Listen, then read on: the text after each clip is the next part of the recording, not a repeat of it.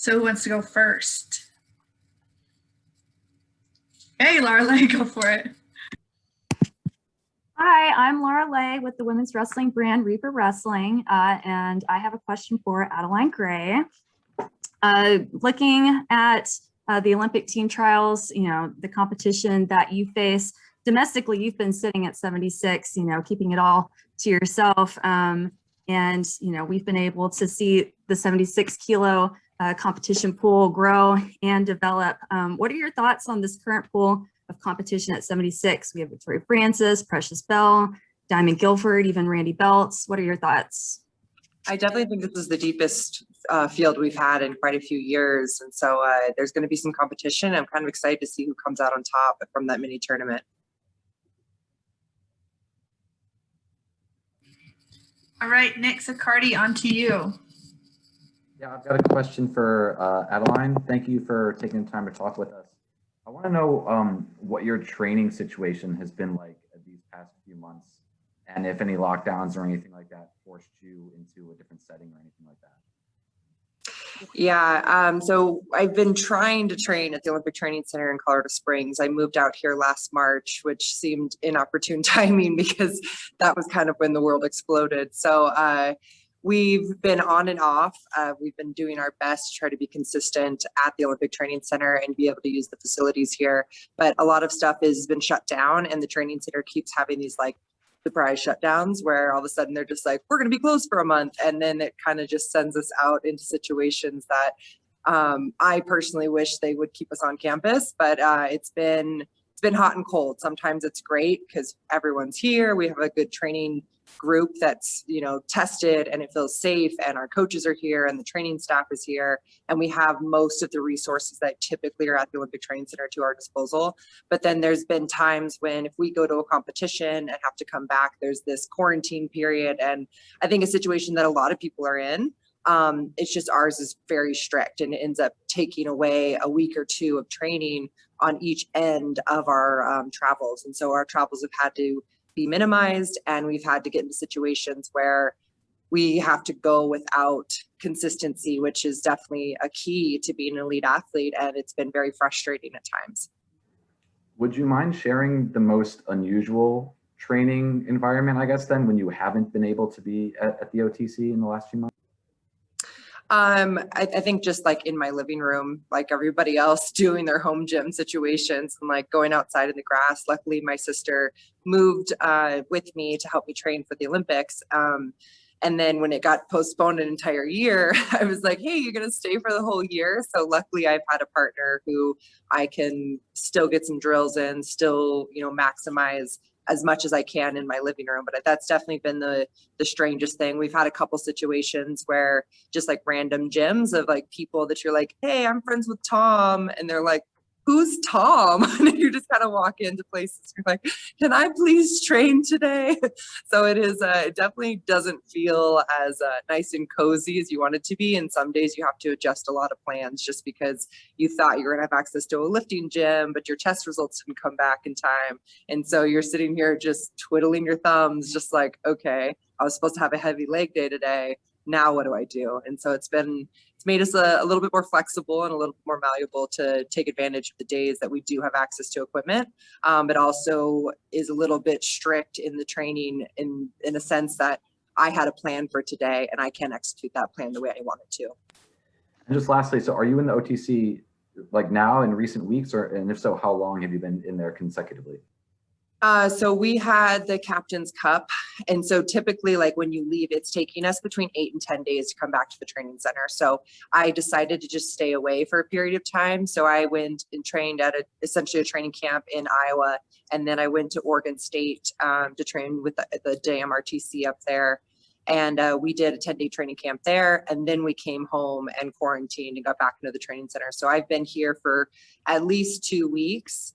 But it feels like I just got on complex, and like there was an athlete who quarantined and came back today, and then she leaves for the trials, the last chance qualifier on Thursday. So she'll essentially just quarantine for 8 days to wrestle 2 times on campus to then leave on Thursday. So there definitely feels like there's some waste from time to time with this quarantine. Thank you. Thank you very much.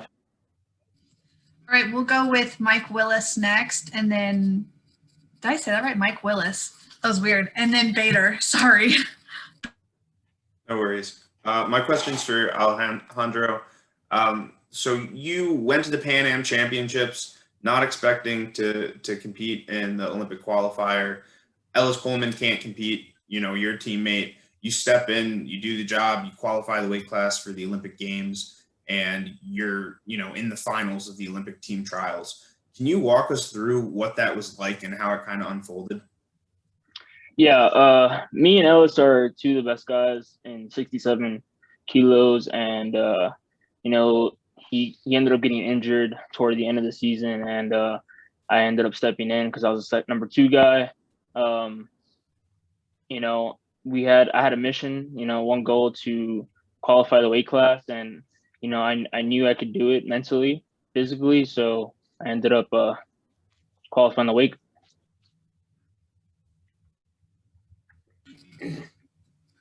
Cool. Bader, you're up. All right. Yeah. My question's for Adeline. 5 world titles, the most in USA Wrestling history. How important or not is getting to the Olympics and winning Olympic gold to like putting a bow on your career?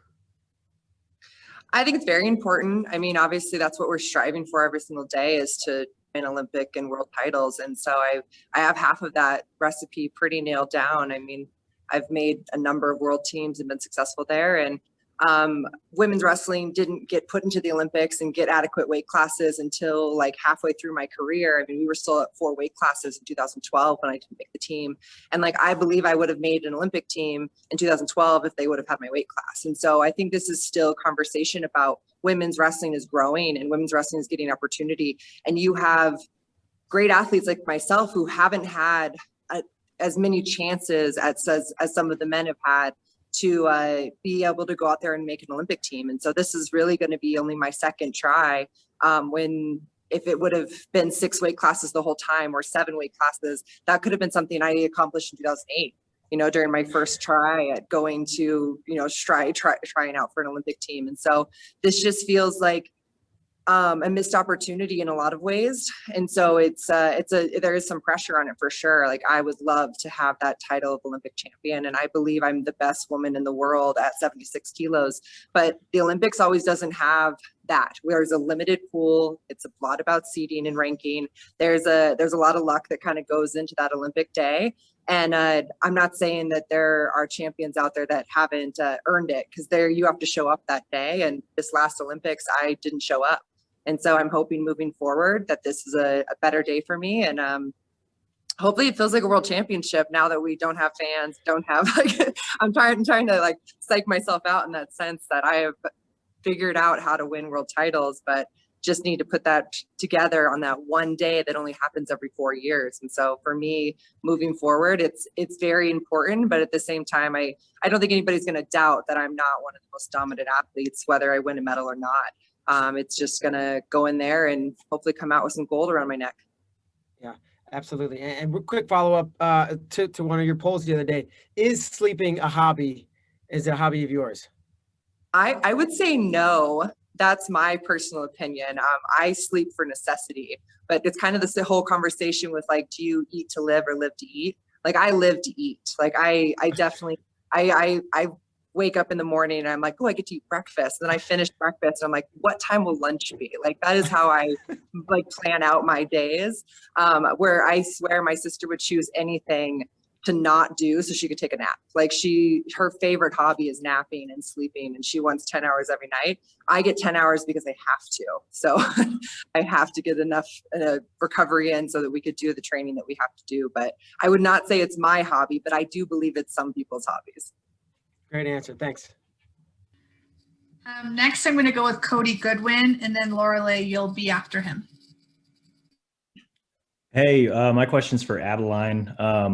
Kind of a 2-parter, but have you ever kind of considered or thought about, how much your success has played in the role of the growth of girls and women's wrestling domestically? And then on top of that, the opportunity that the team has going to Tokyo with all 6 weights and the talented pool that's going to be competing at the trials to continue that momentum here in the States to continue to grow the sport at all levels?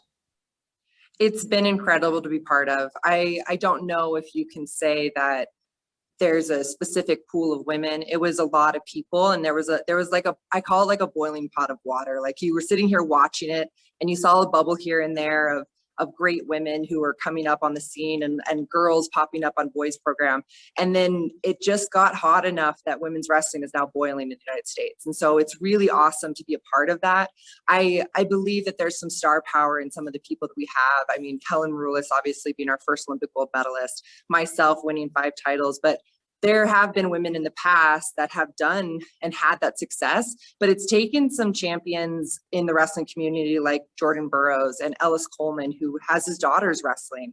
And we have a big group of people who are supporting women's wrestling like they never have before. And people who have in the past, in my career, have stated that they don't really feel like women's wrestling is good or should happen. And now they're trying to push for programs to be started in their state to sanction it. And those opportunities for women are incredible.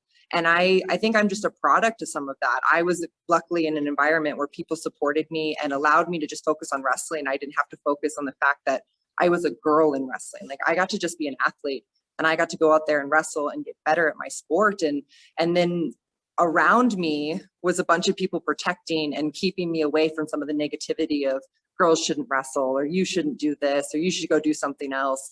And I get to just live my life. I get to focus on being a great athlete. I get to focus on my nutrition and hydration, and get to focus on being a professional wrestler. And I think that those pieces are things that little girls should strive for. I've gotten to travel the country. I've been able to make money. I've been able to get sponsorships. I think those things are happening not just within wrestling, but also women's sports in general. And it's about people continuing that equality and that push for women to be able to do these hard jobs and do them well, and be able to inspire the next generation of boys and girls to look up to Adeline Gray. And then the second part of the question was about moving into the Olympics. I have a badass team right now, and I am so pumped. Like, I don't think I'd be wrestling right now if I wasn't inspired so often by the women who are training with me daily and who are out there winning medals, because they're hitting new heights to their wrestling that has never happened in women's wrestling and never happened in women's sports. I mean, I just saw Erin Golston do a pull up with like 55 kilos in between her legs and pull it up straight. I mean, just a perfect form. And I don't know if there's women out there who've ever done that. And these women are doing things that are strong and powerful and dominant. And it's cool to be around. It's inspiring. It makes me work harder. And I think the world feels that dominance. And it's going to be really cool to put it all together on one day and come in with an incredible Olympic team, a great group of women who are going to go out there and wrestle hard, and hopefully come out with a team, gold. We could walk away with some serious medal counts from this Olympics. And I just hope we have some good draws and we bring a good attitude that day, because I really think that we have the talent to do it. All right, Laura, you're next, and then Mike, we'll go with you after. Okay, my question is for Adeline Gray. So you've recently made the move to Oregon and have joined the Beaver Dam RTC. Can you talk about the decision to make that move and to join the Beaver Dam RTC? It seems that they seem to have, a goal of growing, their women's segment within RTCs. Alyssa Lampy was already there, and then you joined her. What's going on with the Dam RTC? So my connection with the Dam RTC actually came from Nate Angle. He was working with the Stanford program, and then he left. And I was originally just looking for a coach. Here at the Olympic Training Center, Terry Steiner's kind of always been my guy. But at the domestic events, like making the Olympic team, which I still have to make my Olympic team, I can't have Terry in my corner because he's a national team coach. He has to stay unbiased. And it's tough. It's emotionally tough for me to not get to talk to my coach and not to get to talk to someone who believes in me so greatly leading up to those major events. And I just felt like Terry does a very good job of staying unbiased leading up to the events. And I want someone biased in my corner. I want somebody who's going to tell me how to beat that other person. I want somebody who's going to root for me and be able to schedule my plan. And for example, leading up to this tournament, there's the mini tournament that most people have to wrestle in, and then there's the final. And so Jakara, Tamara, Sarah, myself, as 4 athletes are in the room, and Terry's training us all like we are going into the mini tournament too. Like Tamara and myself are going to wrestle 2 matches. And so that's a different training than you're going in wrestling 4 matches one day and then 2 to 3 matches the next day. And so obviously he gave us options and adjustments, but I wanted somebody in my corner consistently who was going to help me navigate how to structure things when you have a national team coach that's trying to make everything a little bit more cookie cutter and equal for everyone, which is his job. I mean, I'm not bagging on what the training center is doing. It's just, it's nice to have someone who you can call and complain that you didn't want to wrestle that much that day and have them adjust the programming and adjust something very specific for you.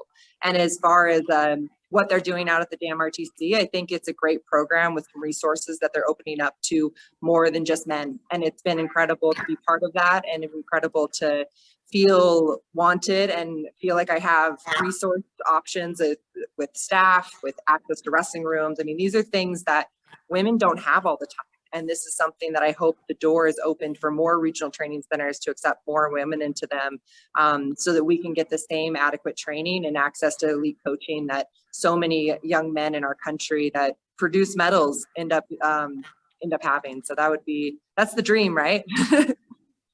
And then just speaking to, we've got 6 women going to Tokyo, whoever those 6 women may be. And of course, in terms of the team race, it's Team Japan are a dominant force in the international women's wrestling scene. And, what is it going to take for Team USA to match and to defeat Team Japan going into the Olympics? I mean, even in the future too. Yeah, it's a crazy year. I mean, you have the pandemic, you have the fact that Tokyo is hosting the Olympics, so the Japanese athletes have home field advantage. I mean, I think it's going to take some great draws. It's going to take some head-to-head matchups with USA versus Japan, and us coming out on top. I mean, that's really what it comes down to, is like, if we want to win the Olympics, we have to beat Japan head to head. And so we are training, and we've been training for years to try to do that. And I think we've gotten closer. And so I'm hoping that we've taken advantage of these moments in this year, kind of away from wrestling to some extent, to get a little bit closer in that race against the dominant force that Japan is, because it's incredible what they've built. They really are an amazing just machine. And it's pretty cool that we get the opportunity to really train against the best in the world and potentially beat them. One last question. What do you think would be maybe a bigger deal, perhaps, for women's wrestling, either getting another Olympic gold medal under women's freestyles belt or beating Team Japan? I think we're going to have to do both of those things. So I don't know if that's a fair question, because without us making and winning Olympic titles coming up in August, we won't beat Japan without a few gold medalists. So we're going to have to double what Helen's done in order to really go out there and give us the best shot we can at beating Japan. But luckily, Japan doesn't grow them as big as me. So I feel like my job will be done pretty well, but I do have, I need some little extra energy for my little ones, because the Japanese are strong and powerful at those smaller weights. All right, Mike Willis, and then Alex, you'll go after him. Okay, I'd like to go back to Alejandro. The Army World Class Athlete Program is incredibly deep at your weight class. I don't think it would surprise anybody if you guys swept all 3 national team spots. You already talked a little bit about Ellis, but how do you guys balance that in the room, being teammates, with the fact that you're all going to have to compete for that one spot? And then additionally, the Army World Class Athlete Program has probably had some of the toughest restrictions on their athletes in terms of being able to train and compete. So what does that look like for you guys, and how did you manage to still do what you needed to do to be ready for the Olympic team trials? Yeah, so we have the World Class Athlete Program we're the best program, Greco program in the whole U.S. right now. We have the best kids in our team right now. They're, our top the leaderboards right now, and we all push each other in the room really hard and make sure everybody's getting the best workout they could possibly get in, and we all strive to be better.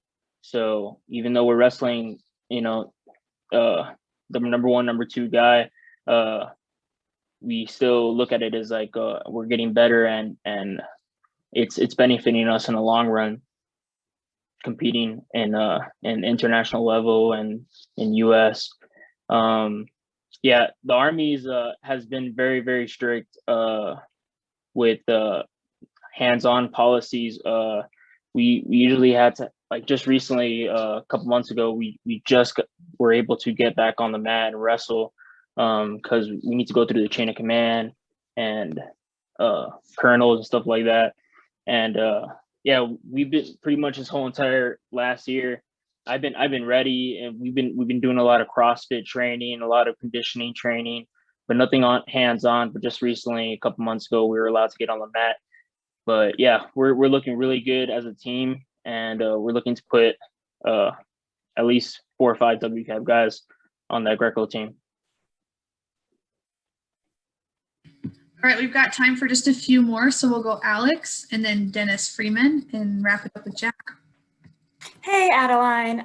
Wanted to follow up on something that you mentioned a couple of minutes ago, just about, seeing the number of women's weight classes increase from 4 to 6. But I'm curious, at 76, you're the largest women's weight class, but it strikes me that 76 kilos is not super big. And I'm curious if you'd like to see that kind of top number go up in future years. Yeah, they actually, when they moved us to 6 weight classes, they made our gap smaller. So I don't understand what United World Wrestling was thinking or how it got approved, but we used to be 48 to 75, and now we're moved up 1 kilo to 76, but they moved it up 2 kilos for the little ones. And so I have a lot of women who compete and naturally weigh that weight. And I understand that there was some motivation for athletes not to cut as much weight and some of that, but I have some small athletes that are just petite women and don't even cut to make the 48 or 46 weight class. And to see what the jump is from cadet and juniors. I mean, they go from cadets, which are like 44 kilos, all the way up to 50. And I think that amount, like 6 kilos for a 100-pound woman to gain, less than a 100-pound woman, is insane to me. And then you have the opposite end, where I'm the oldest of four women in my family. I'm the smallest of all of them. And so, I mean, my one sister is 5'11", and my other sisters all weigh within 5 or 10 pounds of me. But if they put any sort of extra muscle mass on, they would not be able to compete at my weight class. And so I think it's really interesting and kind of devastating for our sport, because there's a lot of women out there that can compete at these higher weight classes. And I find it a little bit chauvinist that we haven't expanded the weight class yet. And so I'm really hoping for that push, and definitely something that we're asking those athlete reps to push for in the future, that after this Olympics, we see an adjustment, because it's too small. I am not a super heavyweight. I tell people all the time at the joke, like, I'm the heavyweight champion of the world for women's wrestling, but I have abs, like, it's just an interesting dynamic there.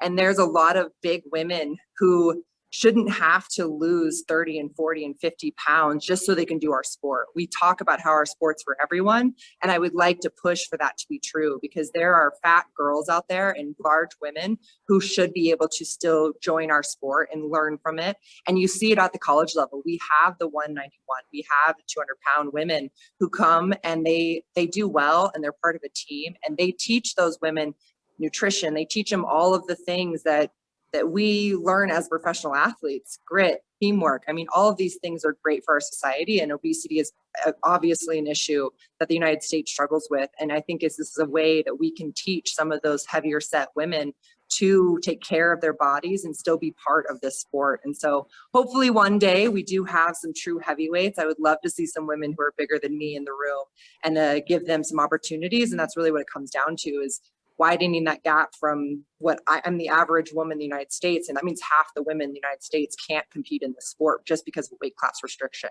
And so that is something that I hope one day to increase and get these young women who, just because they have a little bit of extra fluff on them doesn't mean they can't do sports. Thanks so much, Adeline. Thank you. All right, Dennis, you're up.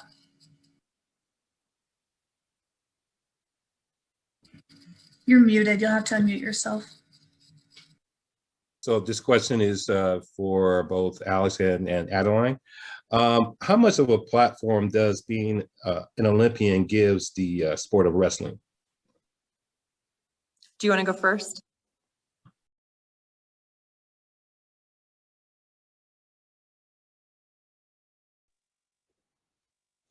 You can go ahead, Adeline.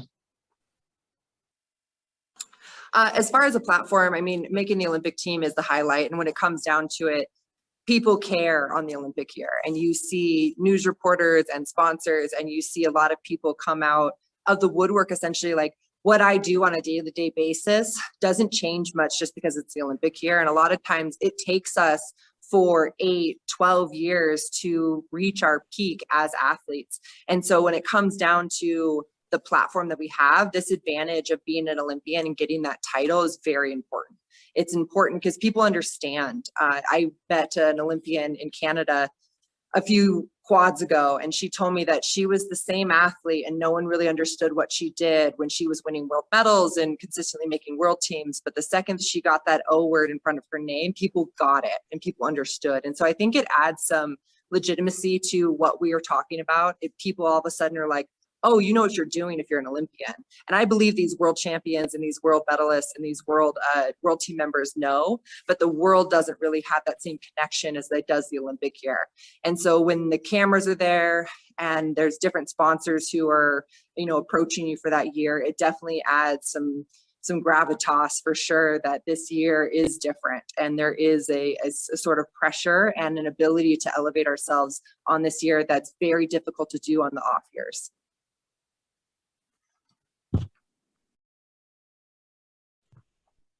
Yeah, so having an Olympic platform is definitely, very important. And, you strive for that prestige since like a little child. So I've been wanting to make the Olympic team since I was 18 years old, ever since I committed to Northern Michigan University. And that's been my number one goal. And making the world teams as well, but making the Olympic team only comes around every 4 years, and it's a very special moment for any athlete who makes that team. And as a follow-up for Adeline is, can you talk about or share your thoughts about women in sports in general and the notoriety of women in sports? Thank you. Yeah, I think that's a great question. Women in sports is being more highlighted than ever before. And I think it comes down to some equality, not just about sports, but about our environment. And we've been pushing for equal pay when it comes to regular business jobs. And we're asking for equal pay and equal opportunity and equal access when it comes to sports. And I think when you can look at sport as kind of like a microcosm of what the world looks like, when you start to invest in these women, you train them as leaders, you train them to see value in themselves, you train them to be strong and to stand up for what they believe in. And that's what sports is teaching us. And that's what our young women get taught when they're in the sports world. And I really believe the world is starting to see that this is one of the best ways to build those leaders and to build women who know how to speak up for themselves and are allowed to be bold and dominant and powerful and not have this seem like some of those things we've seen in the past where you have resting bitch face or whatever the kind of like books that you read about how to fit in, I guess, into the business world and the corporate environment. But we have women who come in who, like myself, have kind of grown up in this environment where there's a lot more men who dominate wrestling than women. And you learn how to act and you learn how to still say, this is my space. Like, just because you're here too doesn't mean I don't get access to this mat. And it happens in little things, like when we're on the wrestling mat and maybe another team comes in, you get to own your space and be like, I was here, I'm allowed to have access to this wrestling space. And those little moments where you get to build up the courage to talk back to someone and say, no, I have this right too. I think that builds over into the world and allows us to be a better culture altogether with more respect and more equality. And I think that this moment that's happening right now is so fun. I mean, you have women who are winning over and over again, and you have Serena and, Venus, and you have these women who are going and having babies and coming back and showing that they can get in shape and they can still be strong and they can still balance being a mother and having kind of a culture shift when it comes to what our like what is a woman's role in this world and what is a man's role, and how do we share some of those responsibilities so that we can create a better environment for all of us. And I think that's what we're all kind of pushing for, is some of that equality. It's just it's difficult to see it. And I think in the wrestling community, and I think in the sports world, we're pushing those boundaries a little bit to just kind of test what that's going to be like in the real world. Thank you. Okay, I said Jack was our last one, but actually we're going to give Tim Hands a shot as well. So Jack, you're first, and then Tim, you'll close us out. Question for Alex Sancho. So there's a lot of talk about, what can USA Greco do to, reach a higher level, and it's usually focused on the youth levels and, kind of development. But what can you, as a senior level athlete at the level you're on right now, be doing to break through and win world and Olympic medals? Definitely, there's definitely been like a mental gap, when competing internationally in the senior level with foreigners and stuff like that. And when you go compete with these guys internationally, they're trained as little kids to wrestle Greco their whole entire life. So it's different for a college kid coming, 18 years old, starting at Northern Michigan University and starting Greco for the first time, than competing against a foreigner who's been wrestling his whole entire life. But yeah, it's definitely, you gotta put maximum effort into this sport of Greco, because if not, you're not going to be able to do anything with it. You're going to have to train hard, do a lot of repetitions, compete internationally with a lot of foreigners, get out there, do camps, and you're going to have to compete internationally and stuff like that. But other than that, yeah, that's what I recommend. All right, Tim, fire away. Do you hear me? Yep. Alex, I don't know, what's today? Today's 23rd. So very recently we had the 3-year anniversary since your former coach and world champion Agassi Manoukian passed away. And I was wondering, I was just thinking about this personally. It's something I would have asked you anyway.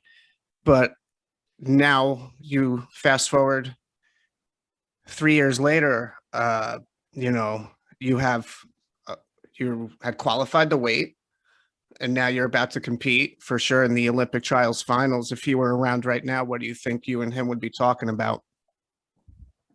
He would be very proud of me. And if I make this team, I'm definitely going to dedicate making this team for him. He's always in my mind. He's always in my mind, and he taught me so much when I was, just a young kid starting in the Greco world. And, he was my mentor, and that guy was just a really good leader to me. And he taught me so much about the sport of Greco-Roman wrestling. And I think about him a lot, and it's sad what happened to him a couple of years ago. And I think about him a lot. Yeah. All right, that will wrap up this session. I want to thank Adeline and Alex for joining us and letting us pick your brains a little before trials. And we'll see you guys in Texas, and best of luck. Thank you. Thank you. Take care, everybody.